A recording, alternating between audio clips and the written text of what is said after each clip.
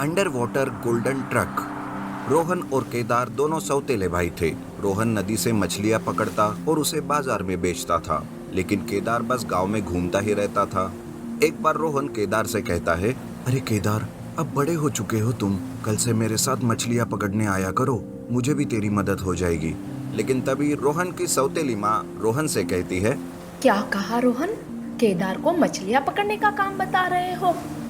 तेरा सगा भाई होता तो क्या तू उसे यही काम बताता? ऐसी बात नहीं है माँ, आप मुझे गलत समझ रहे हो।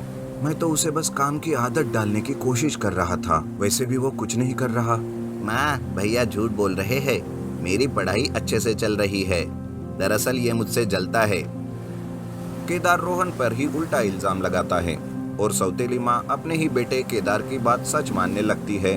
रोहन केदार को समझाने की बहुत कोशिश करता था, लेकिन वो उल्टा रोहन को ही गलत साबित करता था। केदार ये भूल जाता था कि रोहन की वजह से ही घर में पैसे आते हैं और उनका घर चलता है। एक दिन यही समझाने के लिए रोहन केदार को अपनी नाव पर नदी में ले जाता है, लेकिन समझने के विपरीत उसे गुस्सा आ जाता है। गुस्से में आकर केदार सब कुछ भूल जाता है और रोहन की नाव को नदी के पानी में छोड़ देता है। एक दिन यही समझाने के लिए रोहन केदार को अपनी नाव पर नदी में ले जाता है, लेकिन समझने के विपरीत उसे गुस्सा आ जाता है। गुस्से में आकर केदार सब कुछ भूल जाता है और रोहन की नाव को नदी के पानी में छोड़ देता है, जिस कारण नाव पानी में दूर तक बह जाती है। रोहन अपनी नाव को ना देखकर बहुत दुखी हो जाता है और माँ को सारी बात बताता है। तब माँ कहती है, क्या कहा? नाव बह गई? ऐसे कैसे हो गया? उस वक्त तुम क्या कर रहे थे? हे भगवान, अब हमारा घर कैसे चलेगा? नई नाव खरीदने के लिए तो इतने पैसे भी नहीं है।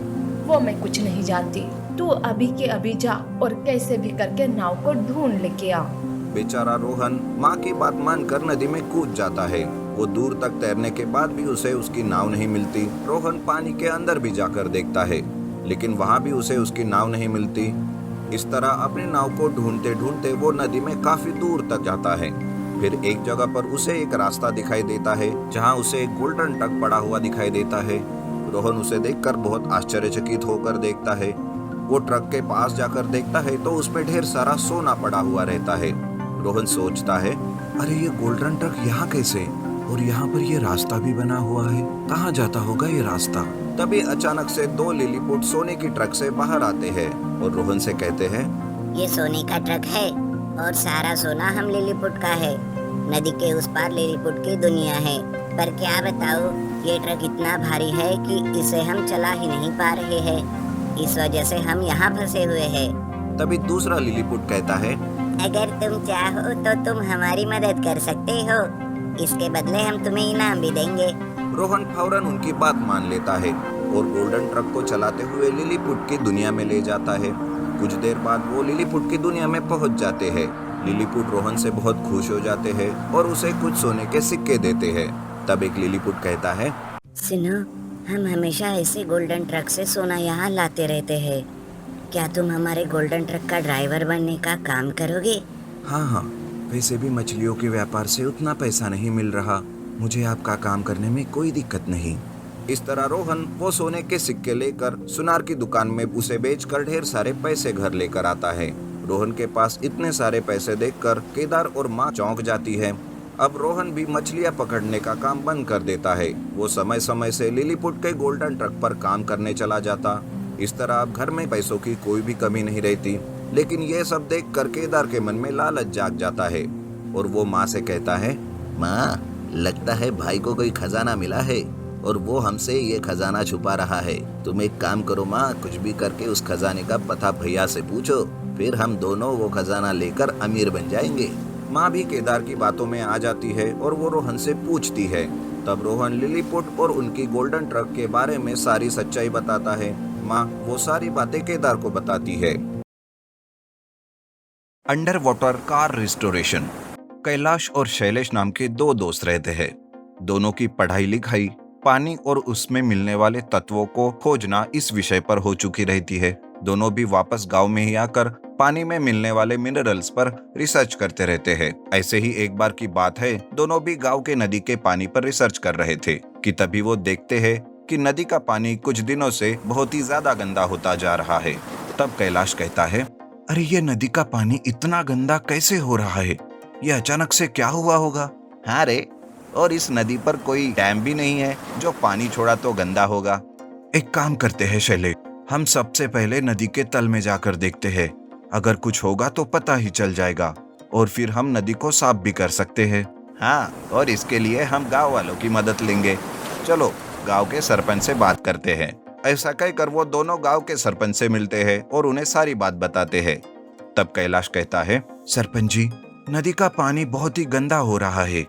ऐसा ही गंदा पानी आता रहा तो गंदे पानी की वजह से गांव में बीमारियां फैल सकती है। तो तुम क्या करना चाहते हो कैलाश?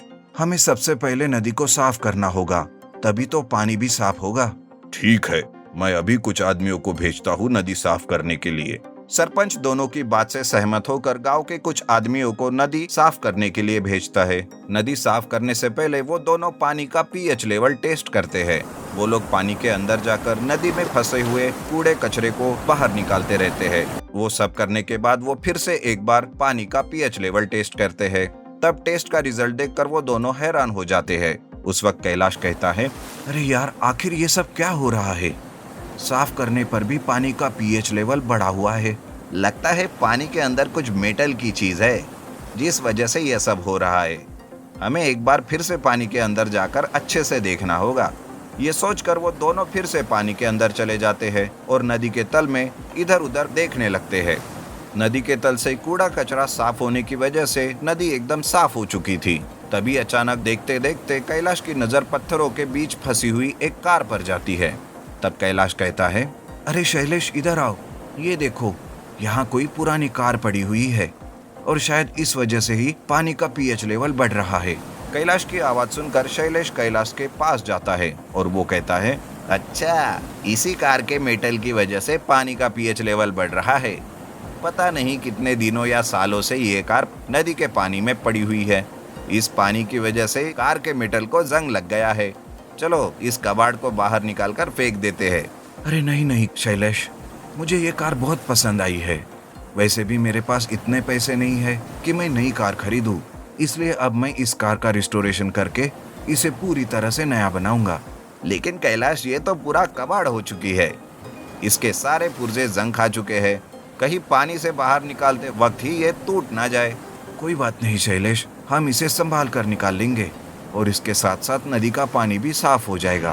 कैलाश और शैलेश मिलकर तुरंत एक जेसीबी का इंतजाम करते हैं और उस पुरानी अंडर वाटर कार को नदी के पानी से बाहर निकालते हैं। कार को बाहर निकालने की वजह से अब पानी का पीएच लेवल भी सही हो जाता है और पानी साफ हो जाता है। फिर कैलाश उस कार को लेकर घर जाता है और उसका रिस्टोरेशन करता है और उसे एकदम नई जैसी कार बनाता है। उस दिन के बाद से कैलाश उसी कार में घूमने लगता है और गांव वालों के नल में भी साफ सुथरा पानी आने से सभी गांव वाले खुश रहते हैं।